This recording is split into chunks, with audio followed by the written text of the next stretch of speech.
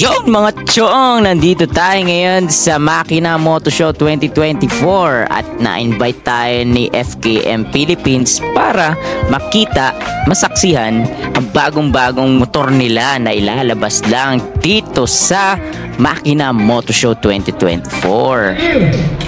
Maxi Scooter from FKM Philippines, the Sleek 400. 400 has 4 knobs, liquid-cooled engine, 4-stroke, 400 speedy, engine displacement with maximum torque of 37 Newton meters at 6,000 RPM. Transmission CVT. Ang kanyang fuel system has 13.5 liters tank capacity and equipped with fuel injected. Front tires of 120 by 70 by 14 and its rear tires of 150 by 70 by 30. In front, suspension of telescopic fork with double shock absorber on its rear suspension, and both front and rear brakes are equipped with anti-brake system. Again, this Maxi Scooter has 216.6 centimeters of length, 77 centimeters of width, 136.6 centimeters of wheelbase, has 154.8 centimeters with a seat height of 74.5 centimeters, with a ground clearance of 14 centimeters.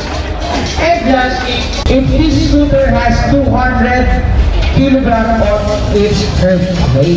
Again, let us all welcome the new Maxi Scooter of FKM Philippines, the Sleek 400. Let us all witness the cruiser beast of FKM Philippines.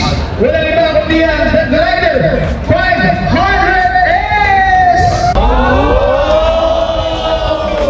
Underneath its sleek exterior lies an 8-valve liquid-cooled double overhead cup, 4-stroke engine with a displacement of 500 cc, generating a maximum horsepower of 39.6 kWh at 8,500 RPM, a torque of 50.2 Newton meters at 6,500 RPM, equipped with EFI and a fuel capacity of 14 liters, boasting a manual transmission. This Glider 500S offers unparalleled control and efficiency. Its chassis features inverted shock in front and inflatable adjustable shocks at rear, ensuring a smooth and comfortable ride no matter what the road ahead. With 120 by 80 tires in front and 150 and 8 by 80 by 15 tires in rear, along with opposed 4-piston brakes caliper with 300mm dual floating disc up front and a single piston brakes caliper with a 240mm single disc at rear. The Glider 500S delivers exceptional handling and stopping power.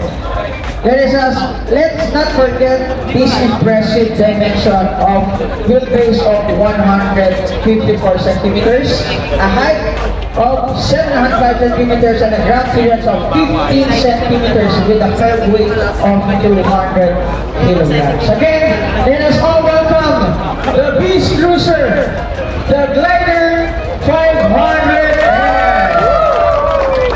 So pagkatapos nga na ipakita ang bagong motor ni FKM Philippines, ay nabigyan naman tayo ng Certificate of Appreciation ni FKM para sa ating pagpunta dito sa Makina Moto Show. So yun, nakita nyo nga, ito na nandito tayo ngayon sa booth nila at ipapakita ko sa inyo ang motor na nandito sa booth ng FKM dito sa Makina Moto Show.